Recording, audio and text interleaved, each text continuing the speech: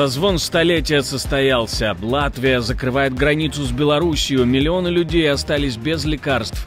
Обо всем этом расскажу подробнее в эфире «Нехта». Самые важные и интересные новости. Госдума РФ обвиняет правительство в саботаже указов Путина. Запрещенное оружие против России собираются применять Литва, Латвия, Эстония и Польша.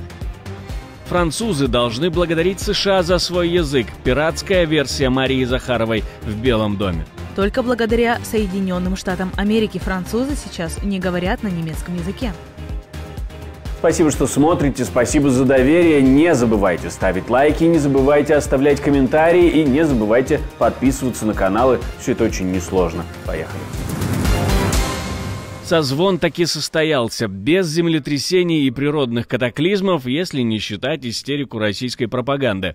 Дональд Трамп провел телефонный разговор с Владимиром Путиным. Самые громкие заявления, цитаты, как всегда, в нашем телеграм-канале. Тут скажу только коротко о результатах. В том, что разговор чуть не сорвался, Путин обвинил Пескова. И учитывая, что, судя по заявлениям Дмитрия Сергеевича Пескова, у вас разговор должен до 18 часов состояться с Дональдом Трампом.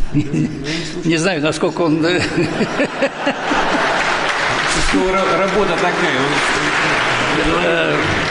Ну, не знаю, сейчас надо посмотреть, что на эту фразу скажет Трамп. Может быть, он любит интервью давать, может, я уже отреагирует. Трампа не упоминал, я Не-не-не, он узнает, что у нас дискуссия идет. Путин требует остановки поставок всех видов вооружения в Украину. Ранее об этом писал Bloomberg. Естественно, для того, чтобы наступил мир. Мы пока еще не определились как, но мы вас, конечно же, лучшим образом проинформируем. А дата? Что дата? Когда? Сразу же? Сегодня. Накануне госсекретарь США Марко Рубио заявил, что именно сейчас мы как никогда близко к этому самому миру. Я думаю, что есть над чем работать, но мы ближе, чем мы были 2 недели назад, или ближе, чем мы были 6 месяцев назад. Не менее яркое заявление прозвучало от пресс-секретаря Белого дома, которая не очень, видимо, разбирается либо в географии, либо в политике.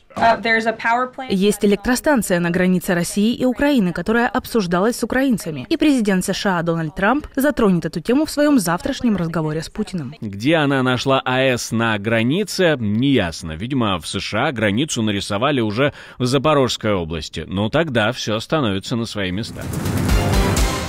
Маневр сил обороны Украины, удастся ли он? На одном из участков фронта в Донецкой области украинские войска оставили невыгодные позиции, но это не отступление, это тактический шаг, говорит генерал-лейтенант Сергей Наев.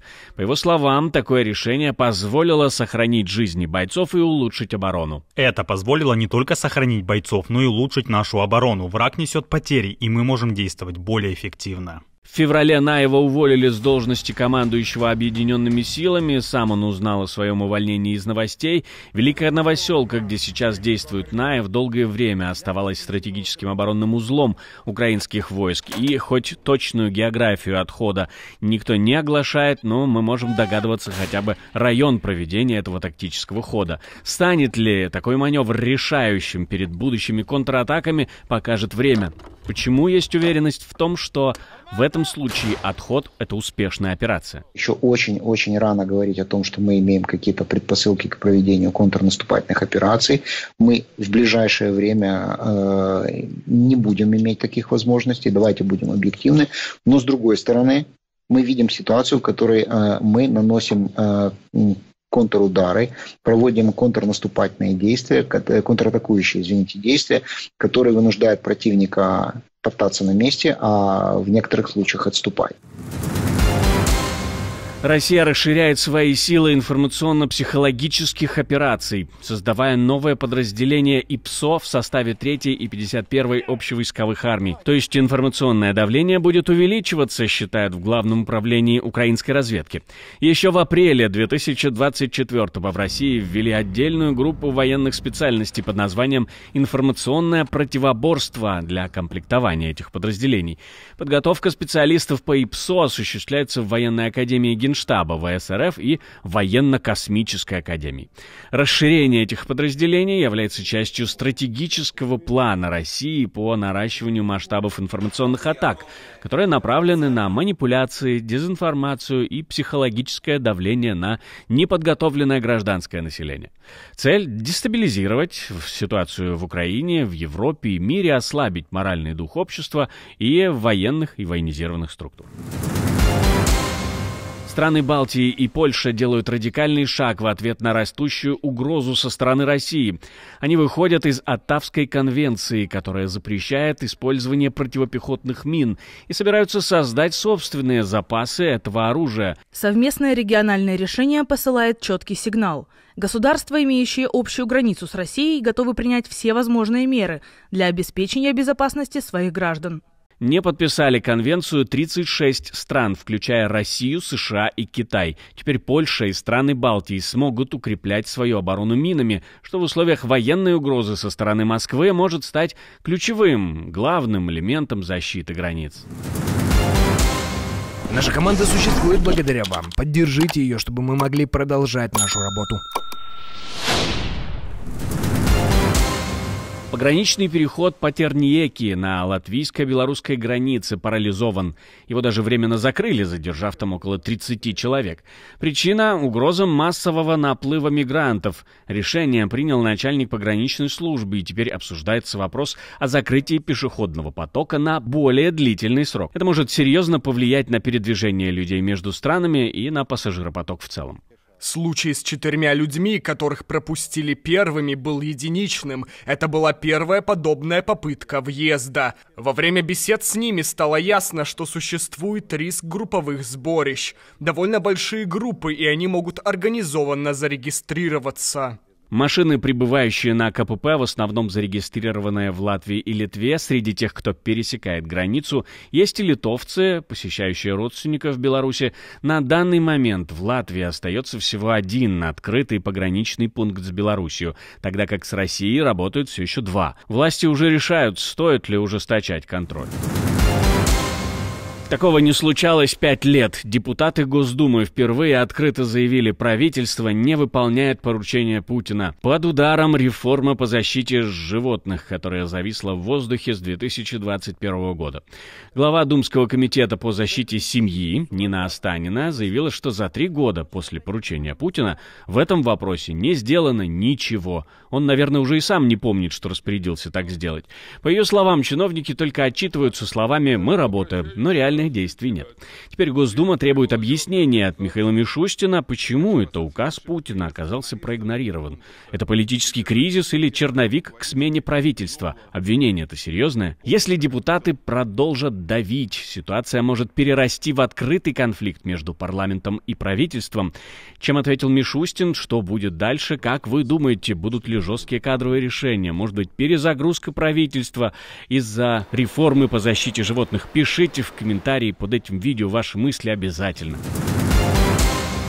Статую свободы не вернут Франции. И вообще французы должны быть благодарны США за то, что не говорят по-немецки. Так пресс-секретарь Белого дома ответила на предложение французского политика вернуть статую свободы во Францию якобы из-за отхода США от демократических ценностей. Судя по всему, в Вашингтоне восприняли это как серьезный укол. Кэролин Левит напомнила, что во время Второй мировой войны Франция была оккупирована Германией, а в 1944 году ее освободили союзники, в том числе и США. Вот только тон ее слов напоминает риторику, которую мы привыкли слышать от совсем других лиц, например, от Марии Захаровой из российского МИДа. Кажется, дипломатический диалог между союзниками становится все более жестким и странным. Что будет дальше, как думаете? Или все это нормально? Пишите в комментарии, не забывайте. Французская полиция штурмом взяла культурный центр в Париже, выселила сотни мигрантов, которые больше 3 месяцев его оккупировали. Несмотря на разгон, протестующие вскоре снова собрались возле здания. Вопрос о дальнейшей судьбе мигрантов остается открытым. Мне плохо. Страна, которая когда-то колонизировала твою страну, Гвинею, не может так обращаться с тобой. Даже если мы иммигранты, страна, которая колонизировала нашу страну, не может так поступать. Ночью у здания собрались протестующие, скандируя против выселения. Силовики в основном обошлись без насилия, но все же не сдержались и применили слезоточивый газ, чтобы разогнать толпу. Как минимум 8 стран могут остаться без лекарств от ВИЧ, говорят во Всемирной организации охраны здоровья. Приостановка американской поддержки программ борьбы с ВИЧ может свести на нет 20 лет прогресса, считает глава организации. Приостановка большей части финансирования ПЕРФАР, чрезвычайного плана президента по оказанию помощи больным СПИДом, привела к немедленному прекращению предоставления услуг по лечению, тестированию и профилактике ВИЧ в более чем 50 странах. В 8 странах сейчас наблюдаются существенные перебои с антиретровирусной терапией, и в ближайшие месяцы лекарства закончатся.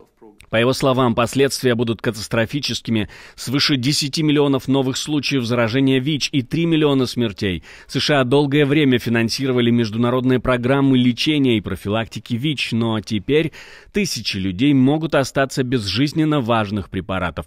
Глава ВОЗ считает, что США также несут ответственность за то, чтобы... Если они и прекращают прямое финансирование стран, это делалось упорядоченно и гуманно, чтобы страны могли найти альтернативные источники финансирования. Спасибо, что смотрите, спасибо за доверие. Не забывайте про лайки и комментарии, не забывайте подписываться на канал и про кнопочку «Супер спасибо» тоже не забывайте. На этом у меня все. До встречи и хороших вам новостей.